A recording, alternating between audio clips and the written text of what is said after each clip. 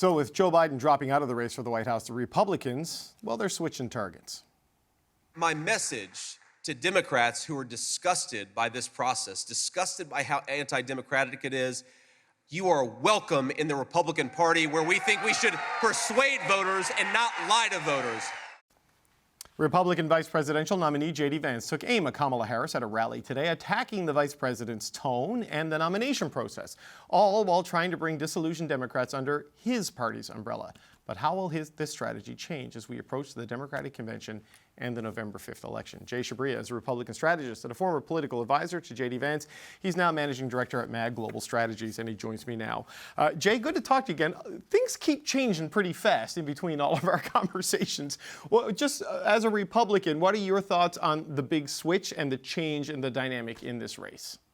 Look, it was always going to happen. Democrats had to do this. Look, they're still on a collision course to losing in November. That's likely going to happen. But what they may have done by switching to Kamala Harris, which I think the fix is in, I think it's going to be Kamala Harris, is they may have staved off enough Republican wins down ticket to actually preserve the House. We'll see. That's yet to be determined. I think it's assuredly they're going to lose the Senate, and I think Donald Trump and J.D. Vance are going to take the White House. But we'll see about the House of Representatives. So will they retotal Republican control or not?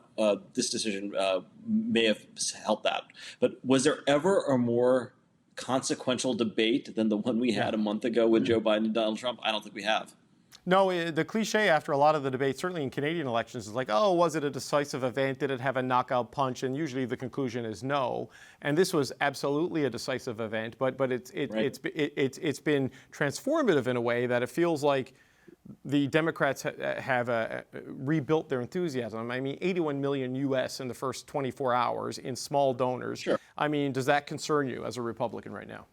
Well, look, they always have that small donor advantage, and the fact that Donald Trump had even had come close at the end really makes it very difficult for Democrats going forward, because there's going to be a lot of money no matter what, and there's diminishing returns with some of those dollars. But so that was always going to happen. The problem the Democrats have, it's not just the person at the top of the ticket, it's the record they've had. And what you have to understand is here in the States is that people in the swing states, the voters that voted for Obama, voted for Trump, and voted for Biden, those are folks that cannot put food on the table. That is a real thing. It's not just a talking point. It's a real thing, the struggle that they're facing every day. And that's something that Kamala Harris is going to inherit. And then, of course, the southern border, which I know it doesn't really affect Canadians, but it really has a huge effect in this country. And that is something that Kamala Harris that's completely under her umbrella of issues that she took over ownership of, and that's going to really haunt her. No, if you wanted to sabotage your vice presidential running mate, you'd give them the border as an issue. I don't think that's what Joe Biden tried to do, but it's going to be a challenge, for her, because Republicans are already zeroing in on it. But you saw the way she zeroed in on Donald Trump, right? Like she said, when I was a prosecutor, I took on perpetrators of all kinds, predators who abuse women, fraudsters who ripped off consumers, cheaters who broke the rules for their own advantage. So she said, I know Donald Trump's type. She's zeroing in on the issues in Trump's past and on his record that Democrats couldn't focus on when it was all about how old is Joe Biden and can he string a sentence together. Look, I actually think that those things are already baked into the electorate. The electorate knows Donald Trump's history. That's not the question for them. The question for them is, were they better off 4 years ago than they are under the Biden-Harris administration? And I think their answer is going to be a resounding no. That's the real albatross around Kamala Harris's neck. They can talk all they want to about these kinds of things. Now, the other thing, too, is remember this. Democrats, the one issue that they pulled well on was that they were the pro-democracy party, for whatever that means. They lose that narrative completely with this, because they're really they're nominating somebody that has never won an election, never had to stand election in any of these primary states. And remember, they changed the rules here, if you remember, David, in New Hampshire and in Iowa to make them less important, which are sacred in American politics, to protect Joe Biden so that he didn't have to go out there and campaign. So they kind of own this, and now they lost that narrative too. So that's going to hurt them as well. But do you think that that'll really sell with voters? I mean, it's a president who's too old, bowing out, handing it off to the vice president. On the other side, you got a guy who calls the January 6th people hostages. You know what I mean? I think it muddies the waters enough where it's not an effective first of all, it wasn't an effective hit anyway, because most voters don't really care about that. The only people that care are the people in the coastal elites and in the media. That's all that really mattered to them. But it even takes that away from them because now there's a effective counterpoint whenever there's a debate on TV. So that's just a problem for them. But, you know, one other issue, Jay, you saw Kamala Harris speak about abortion and reproductive rights and a woman's right to choose with a passion and a fervor you never saw from Joe Biden.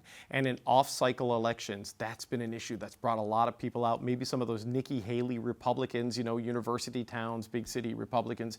Do you think she's going to make that a centerpiece? And J.D. Vance, who you well know, you know, he is vulnerable on that issue, the Democrats would argue.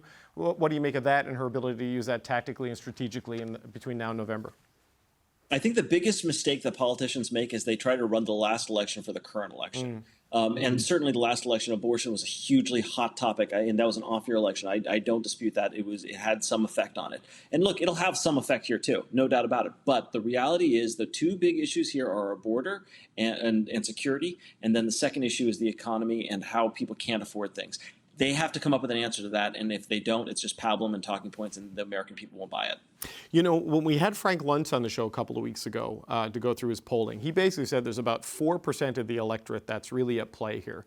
Because everything's so polarized and baked in, there's a very tiny slice of the electorate that can actually be convinced. I mean, how do you see the dynamic here? It seems like the motivation issues the Democrats had might be remedied to some degree. What about the persuasion options? Yeah, look, I don't necessarily agree with that because look, here's the thing. Yes, certainly there are a lot of people in silos both ways. Right. But you have seen election after election, there's a pretty big swath of people that are willing to go across the aisles, especially in the swing states. We're talking about the swing states, and that's Michigan, that's Wisconsin, that's Pennsylvania. Virginia is now a swing state. Minnesota might be in play. These are places where there are people that the kitchen table issues really affect them.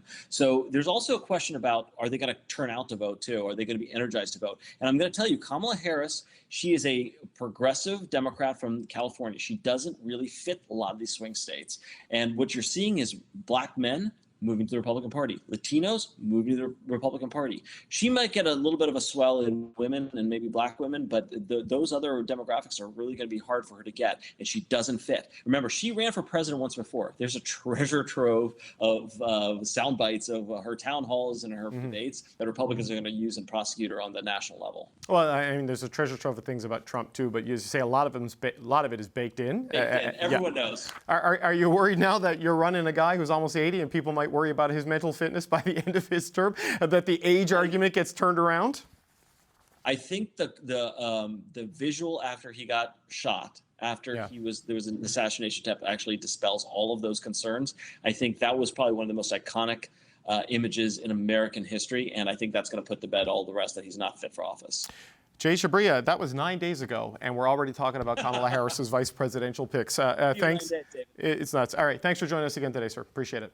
Take care.